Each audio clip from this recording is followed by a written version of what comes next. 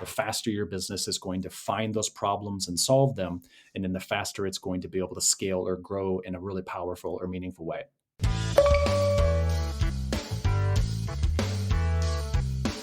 Today we have Michael Seaver, who is a successful coach, author, and speaker. Welcome, Michael.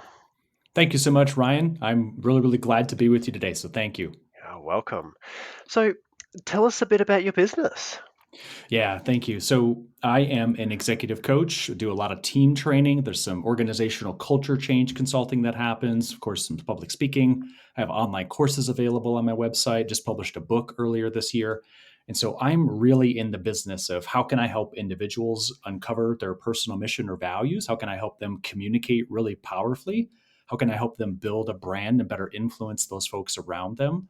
Or when it comes to teams, I'm all about how do I help leaders drive grassroots efforts of opening lines of communication right within organizations, creating those feedback loops to make sure there's really high levels of employee engagement.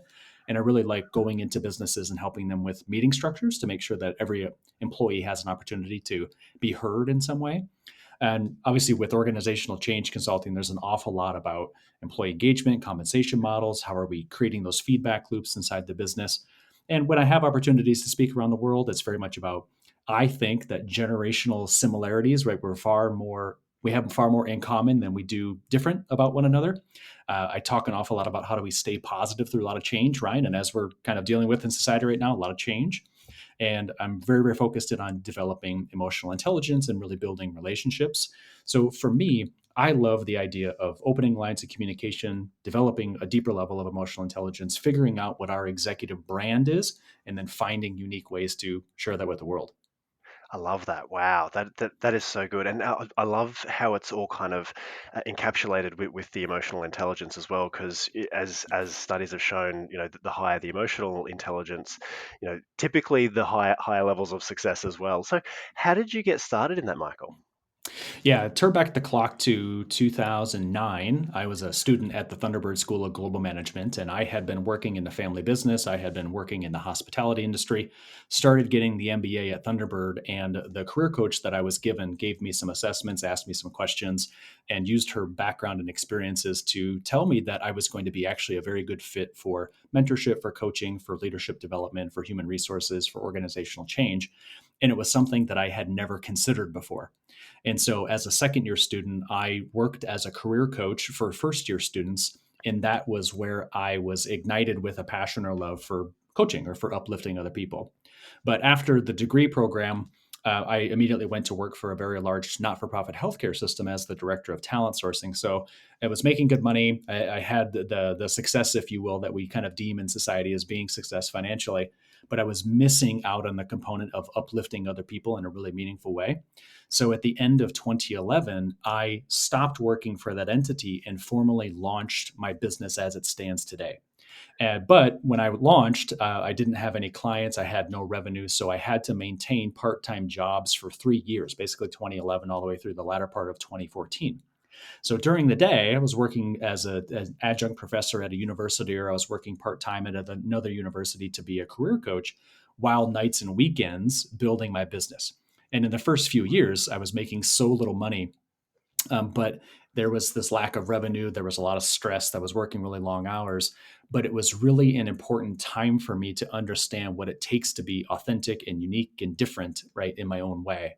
So then in 2015, thankfully, my business got to a point that I could actually just work it full time and not have to work for anybody else. So this is where the communications training kind of started. This is where the personal branding kind of processes got dispelled through the various clients that I was serving. Started to do a little bit of executive coaching in 2017, 2018. And what I realized was is that the more that I was okay with constant reinvention of myself, the more that I could stay in tune with society's transformation. And that was hard, a lot of fear, but it was also the right thing to do because society just seems to be increasing the pace at which it changes.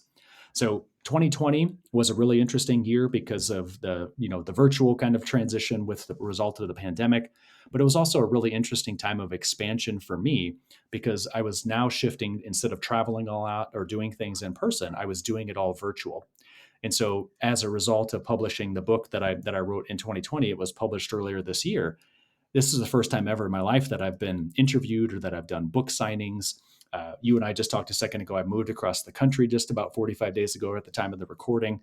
And so I've had to shift and adjust and iterate into these new mental models for myself. And it has been a wild experience, but also incredibly valuable because every single time I challenge myself and grow and develop, I undoubtedly get a client where I can help him or her through the same thing.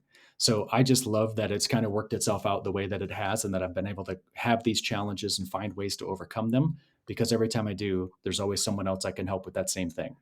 Yeah, that's great. And so, if you were to summarize what had to change in you to kind of take you from that startup, business, not earning much money through to now having a really successful business, what had to change in you from, say, a mindset or an emotional perspective? Yeah, great question, Ryan. So I think the way that it worked for me is that I was taught at a very young age via watching my family in their entrepreneurial business back in Michigan, where I was raised. They have a landscaping, lawn maintenance, and snow plowing business. And what I learned was that there's a lot of opportunity and a lot of success that can come from entrepreneurship and kind of building a business from scratch. Because my family's business was built in 1953, and so it was started then, and it's still in business today here in 2021. But what I realized was is that my grandfather and my father's way of running the business was a little bit more like command and control, a little bit more authoritarian. And so that's when I first started, that's the approach that I took to running my business and structuring my business. And so when things didn't quite work out the way that I thought that they would, I was full of fear. So the thing that kept me going was that every month I would find a new way to confront an old fear, an old mental model, an old mental process of mine. And so the more that I felt safe in confronting a fear, or the more that I felt safe in releasing an old mental model about how business should be done, that was the thing that allowed for me to go from making just, I think, $10,000 in the first couple of years of my business annually to at the beginning of 2015 when I was able to go full time. I made more money in the first 3.5 months of 2015 than I did in the entirety of 2014, all of my revenue sources combined. And so, because I really challenged myself, broke those old mental models, was willing to do things just a little bit different to keep up with the pace of change in society, all of a sudden, really new and interesting doors started to open. Yeah, I love that challenging the existing beliefs. It's a tough process to go through, but really highly valuable.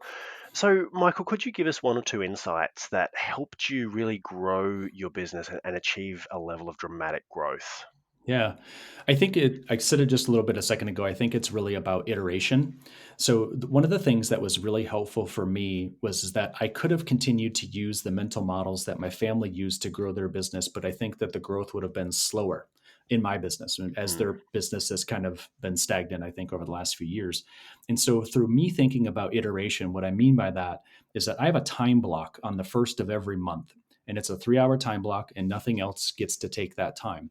And so what I do is I reflect on the previous 30 days and I think about what went well, what could have been done a little bit differently, what did I really enjoy? And then I compare those feelings, those events, those circumstances against my longer term plan. And that has allowed for me to iterate and to launch things faster. And so when I first started coaching, I was just a career development coach who wrote resumes. That was all I did. Like $50 a resume, I was your guy. And that was in 2011, 2012. And then you move forward to today, like most of my packages are $12,000 upfront. But it took a lot of constant iteration and a lot of constant reflection and a lot of constant tweaking the website and tweaking the social media channels and the messaging, and the brand that I was putting out into the community had to be adjusted in order to be perceived as the higher dollar value coach who just didn't do resumes, but he was now equipped to be able to do trainings or personal branding or executive coaching or cultural change.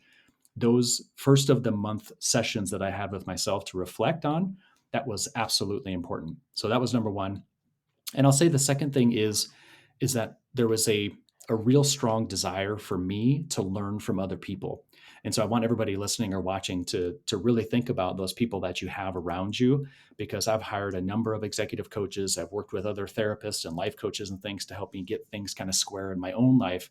And having their perspective and having their guidance was the thing that allowed for me to rapidly release the old and welcome in the new. So those things matter immensely as we think about how fast society is evolving and how we can stay ahead of it. I love that technique. That is such a powerful technique. And actually, I think that is it Jim Rohn who talks about kind of gathering up, the past day or the past week or the past month, and then kind of investing that into, the next day, the week, the next week, the next month. Yeah, That is a really, really powerful tool. And I think, for all of our listeners, if you take one thing away from this podcast, that's it. If you can, yeah, if you can use that tool of self reflection and then invest it into what's coming next, then yeah, it's, well, as you've said, it's game changing for you. yeah, yeah. So, all right, what's been the most challenging part of growing for you, Michael? I think the hardest part, and this is a mistake that I've repeatedly confronted, is that even though I had these coaches and even though I had these other, therapists and other people around me, I continued to, for some reason, attempt to build my business on my own. So I had these outside pieces of counsel and I had these other people who were giving me big perspectives. But for some reason, I kept gravitating to not collaborating with other people. And so that has been, I think, relatively hurtful, or it hasn't allowed for my business to scale quite as quickly as I would like it to. So I'm making a very concerted effort at the end of 2021 and the beginning of 2022 to decentralize my model even more. So I have different types of one-to-one packages. I've launched a reading group that's a very decentralized model based on my book. I'm also thinking about licensing pieces of my intellectual property to others, and then thinking about partnership with other, coaches and other people that are in the industry, to think about what that could mean.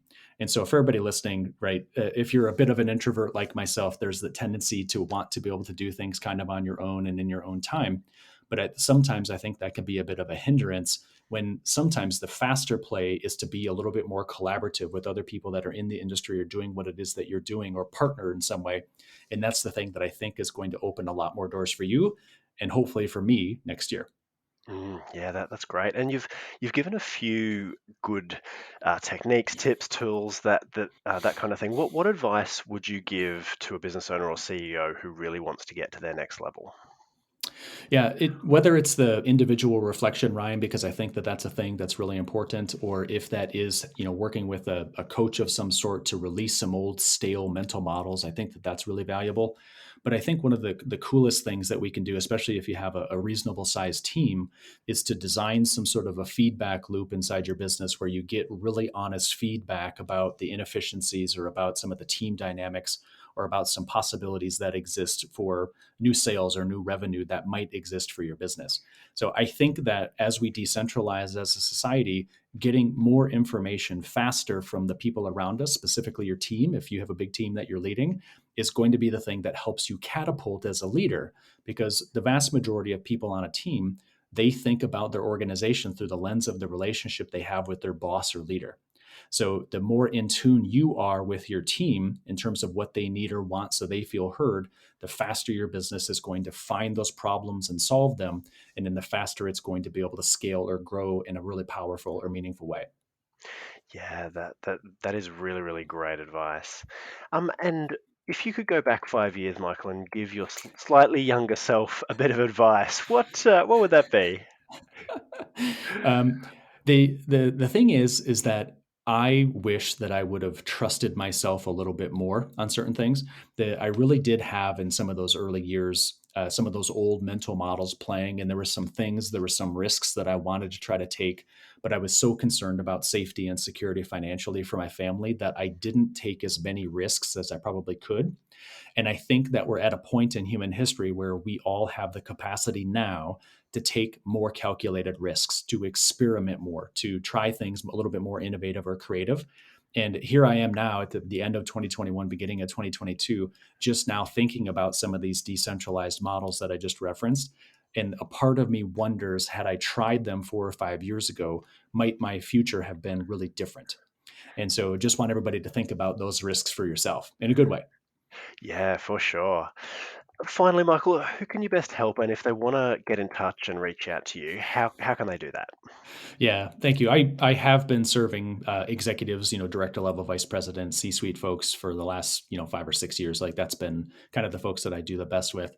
So if you happen to fall into that category, or if you're at that point of transformation or change in your life, you're just feeling a little bit unhappy, a little bit disengaged, a little bit not clear about what it is that you want to do next or what your brand is, you can visit michaelsseaver.com. My middle name is Scott. So michaelsseaver.com is kind of a repository for many of the processes and resources and things that I utilize. But that would help you go from that place of disengagement or wonderment into that point of clarity. And that to me is the really important thing, is that we're all kind of transforming, we're all kind of iterating, we're all becoming these really better versions of ourselves. And I think that website, or my book, it's called I Know, you can get at most major retailers, that it might offer some shortcuts as well to help you become hyper clear about your brand and how you impact others. Yeah, that's great. Yeah, definitely, guys, go out and grab Michael's book. And finally, Michael, thank you so much for coming on the show. We appreciate the value. Yeah, it is my pleasure. Thank you, Ryan. Thanks, Michael.